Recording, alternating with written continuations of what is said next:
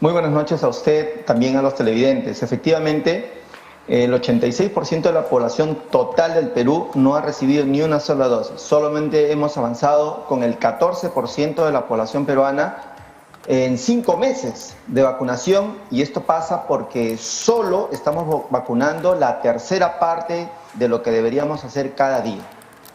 ¿Por qué? ¿A qué se debe esta medida? ¿Esto tiene una relación con las medidas que están tomando actualmente para la vacunación o a qué se relaciona eso?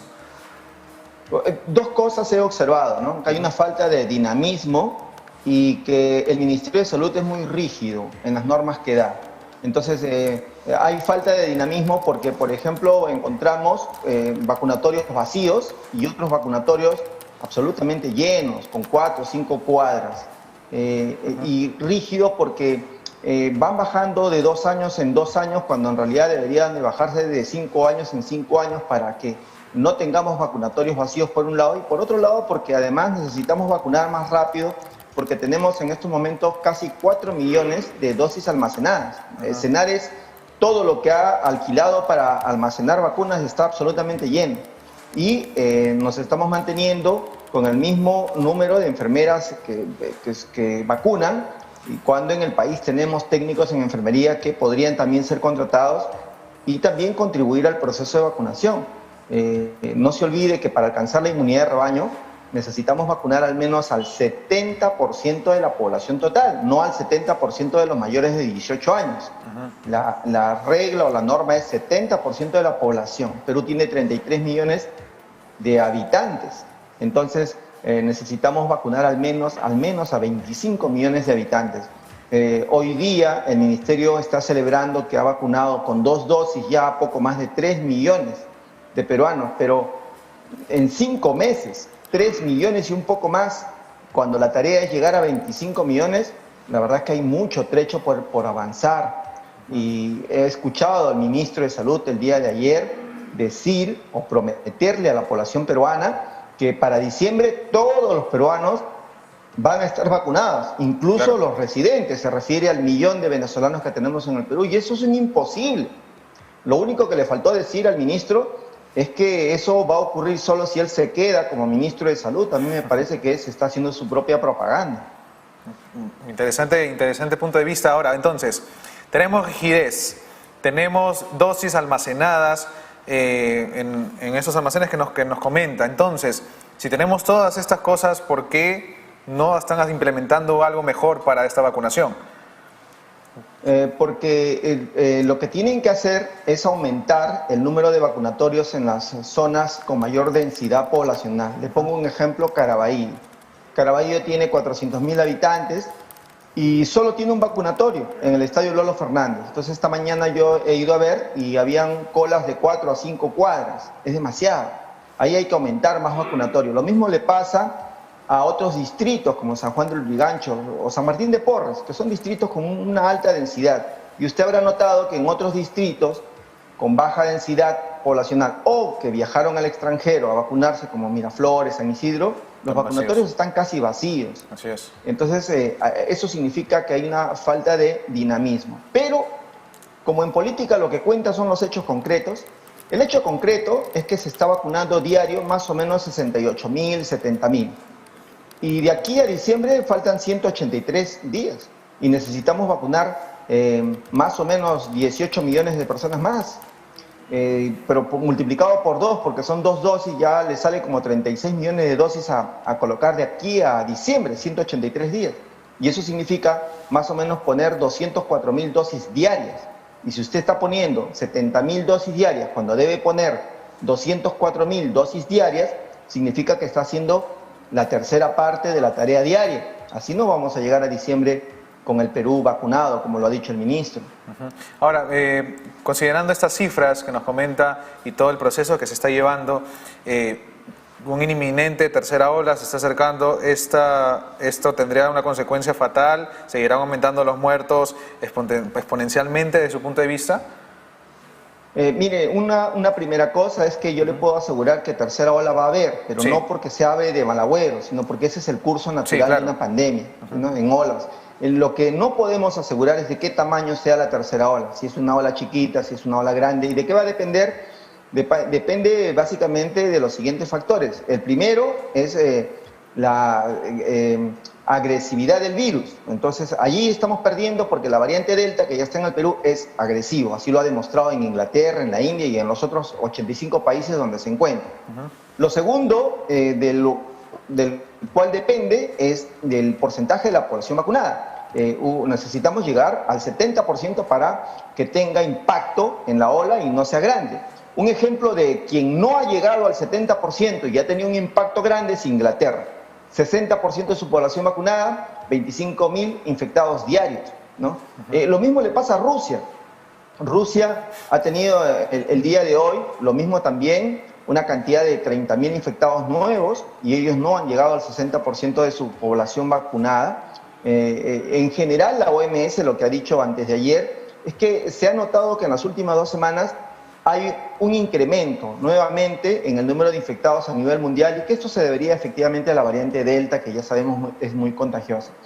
Y lo tercero, que creo yo va a influenciar en una eventual tercera ola grande en el Perú, sería pues la informalidad en el que nosotros vivimos. Ha terminado la campaña política y entre otras cosas ha dejado muy venido a menos los conceptos de medidas de prevención. Sí, la campaña política ha invitado a los mítines, a los pasacalles, a comer en la calle, a quitarse la mascarilla para gritar bien. Entonces, el concepto de medidas de protección para evitar la pandemia está muy venido a menos porque los dos líderes no han contribuido pues a reforzar estas medidas, sino todo lo contrario, han incentivado a no hacerle caso. Ahora, hablando un poco sobre estos partidos políticos, me comentaba que, bueno, el ministro Ugarte también ya se ha propuesto, entre comillas, ¿no?, a que si quieren contar con él fascinado, pues, ¿no? ¿Qué estrategias usted propondría para el siguiente gobierno en caso él no esté, ¿no? Porque parece que no está haciendo bien, por lo que vemos, su trabajo. Mire, lo que tiene que hacer el siguiente gobierno es entender que tiene que triplicar las acciones realizadas. Hemos dicho hace un ratito que se está haciendo la tercera parte de la tarea diaria. Necesitamos triplicar, necesitamos tomar muy en serio que para salir de esta situación de pandemia como país, necesitamos inmunizar al 70% de la población. No se olvide, por ejemplo, Nueva York en su momento fue el núcleo de la pandemia, recordará usted. Claro. Entonces, sin embargo, hoy en Nueva York ya no se usan mascarillas porque el 70% de su población ha recibido al menos una dosis de las vacunas que tienen. Se parece un poco a México también, ¿no? Que ya no usan mascarillas en la calle, solo para comer, para ingresar a restaurantes, ¿no? Así es, y todas estas medidas de desconfinamiento y de apego un poquito ya a nuestra vida normal, ¿no? Tiene mucho que ver con el proceso de vacunación. Entonces, el siguiente gobierno, para devolvernos la normalidad, tiene que tener claro, solo tiene un solo camino, que es triplicar el proceso de la vacunación para llegar a diciembre con el 70% de la población peruana vacunada. No se olviden que el primer trimestre del 2022, en el mundo, lo que se van a estar aplicando son los refuerzos con las vacunas de segunda generación, que son vacunas hechas a partir de las variantes. Estas vacunas que nosotros nos estamos poniendo, que es Sinopharm, que es la de Pfizer y de AstraZeneca, están hechas a partir de las cepas o variantes originales del COVID. Entonces, no puede ser que lleguemos al 2022, no hayamos terminado de vacunar de la primera ronda a nuestra población, mientras que el mundo ya está colocándose el refuerzo. Pucha, qué complicada la situación en que estamos en el Perú. Ahora, bueno, después de todo, dejando un poco de lado la controversia política en la que está metida Keiko Fujimori con Pedro Castillo, esta es una de las impugnaciones, podemos ver un camino más claro de que Pedro Castillo va a ser el presidente por ahora, ¿no? Pero sin embargo, Pedro Castillo aún no da un plan, y más en salud, que debería ser más importante. ¿Qué opinión merece eso? Mire, yo la verdad es que ciertamente veo con preocupación, porque nosotros los médicos agremiados en la federación, en el colegio médico, hemos querido conocer tanto de la candidata Keiko Fujimori como del señor Pedro Castillo, cuáles serían las medidas que tomarían en los primeros 100 días, sobre todo para la contención de la pandemia, y no hemos tenido respuesta, y eso nos deja preocupados. Pero sí creo yo que cualquiera que asuma, en este caso creemos que va a ser Pedro Castillo, tiene que tener dos planes para salud. Un primer plan, que es el plan de emergencia para los 100 primeros días en el que tiene que estar contenido el control de la pandemia, y otro plan a mediano y largo plazo porque el sistema de salud ha tocado fondo y necesita una reestructuración total. Pero no se trata de que termino uno para empezar el otro, los dos tienen que correr en paralelo. Entonces eso lo tienen que tener claro porque si bien es cierto lo de la pandemia es importante, la carga normal de la enfermedad en nuestro país ha sido absolutamente abandonada. Estoy hablando del que tiene insuficiencia renal, insuficiencia hepática, hipotiroidismo, arritmias, hipertensión arterial, diabetes, todos ellos están abandonados. Entonces para ellos se requiere otro plan en paralelo para poder atenderlos. Bueno, esperemos que en ese caso Pedro Castillo responda las llamadas, se pueda comunicar con ustedes, porque parece que está preocupado en otros temas, ¿no? Ahora, doctor, quiero cambiar un poco de tema porque vamos a pasar un pequeño video nada más sobre lo que ha pasado este fin de semana con Martín Vizcarra y su segunda vacunación. Vamos a verlo, por favor.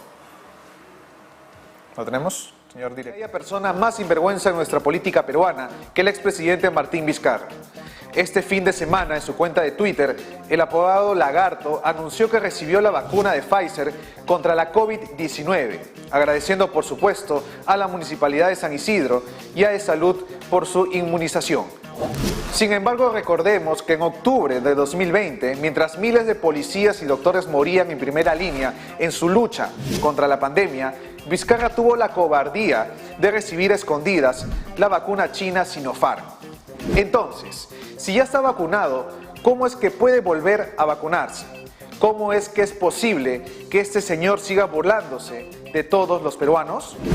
Por un lado, del cinismo del señor Vizcarra, y por otro lado, hay una negligencia absoluta del Ministerio de Salud, y no se olvide que hubo una investigación desde el propio Ministerio de Salud y que evidentemente ahí se demostró que el señor Vizcarra había sido vacunado. Entonces, el Ministerio de Salud tenía pleno conocimiento de ese hecho y por lo tanto, colocarlo en un nuevo padrón de vacunación es un hecho irregular que sin duda trae responsabilidades. Por su parte, el ministro de Salud, Óscar Ugarte, ha anunciado que Vizcarra no recibirá la segunda dosis que le correspondería.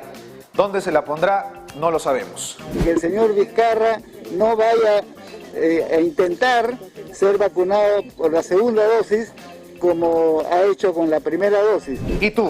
¿Qué piensas de la nueva vacunación de Martín Vizcarra? Deja tu opinión aquí abajo en los comentarios. Comparte este video, comparte esta información.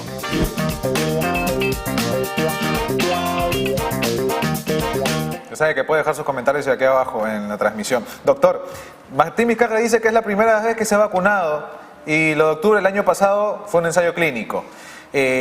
Vamos a desmentir esto de su punto de vista, porque se supone que Martín Vizcarra formaba parte de una lista VIP de la vacuna en sí. Entonces, ¿cuál es la verdad de todo esto? Bueno, en realidad él ya recibió la misma vacuna que nosotros los médicos hemos recibido, la de Sinopharm. De manera que él ya está inmunizado. El haberse colocado la de Pfizer es una sinvergüencería, pero además denota que está mal asesorado, porque ningún estudio en el mundo avala colocarse como refuerzo una vacuna de primera generación como la de Pfizer luego de haberse aplicado la de Sinopharm. Entonces ahí hay un poco de ignorancia de lo que está haciendo. Que como yo hace un rato le decía, los refuerzos se van a tener que hacer con las vacunas de segunda generación y eso va a ocurrir en el primer trimestre del 2022. De manera que hace muy malas cosas el expresidente Vizcarra. Ahora, justamente va el tema respecto a este refuerzo, porque hay diferentes, esto que me comenta aún no está confirmado, no hay estudios de que él se pueda poner todavía una vacuna más y que le refuerce, ¿no? Pero, ¿qué es lo que buscaría de su punto de vista? Porque no encuentro la relación de querer salir y exponer y decir, me ha vacunado por primera vez, ¿no? Entonces, ¿qué es lo que quiere? Tal vez desestabilizar el ministerio, no sé, ¿qué le parece a usted? A mí me parece que está buscando victimizarse. El señor tiene serios problemas en el país, serios problemas con la justicia. Él es en parte responsable de mucho de lo que pasó o de la desgracia sanitaria que tuvimos nosotros en la primera ola. Entonces, a mí me parece que está buscando victimizarse y demuestra pues sinvergüencería, ¿no? Porque en realidad él tiene mucho de culpa, no solamente de lo que le pasó a los pacientes que nosotros hemos atendido sin EPPs, sin camas UCI, sin ventiladores mecánicos, sin vacunas, sin medicamentos, sino que además también nosotros, los médicos, pagamos un alto costo por atender en esas condiciones a los pacientes, ¿no? En esa primera ola, cada día murió un médico. Entonces, ya en nombre de los médicos, quiero referirme de que nosotros reprobamos el comportamiento del señor Vizcarra. Nos parece una sinvergüencería lo que ha hecho. Ahora, para ir concluyendo, doctor, le quería consultar al respecto.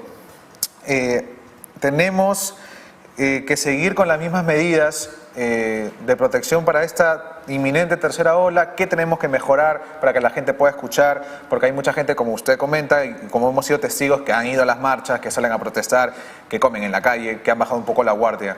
¿Deberíamos continuar igual? ¿Qué podremos mejorar? Por un lado, el gobierno tiene que entender que necesitamos triplicar las actividades de vacunación. O sea, tiene que quedar claro que la única forma de salir de esa pandemia es mediante la inmunización por vacuna. No hay otra forma. Y, por otro lado, la gente, en tanto no se haya vacunado, tiene que seguir cuidando su salud, manteniendo las medidas de protección que ya todos conocen, a lo que le estamos agregando que evite espacios cerrados y evite las aglomeraciones. Entonces, hay responsabilidad compartida. El gobierno tiene que apurar el paso y la gente tiene que seguir cuidándose.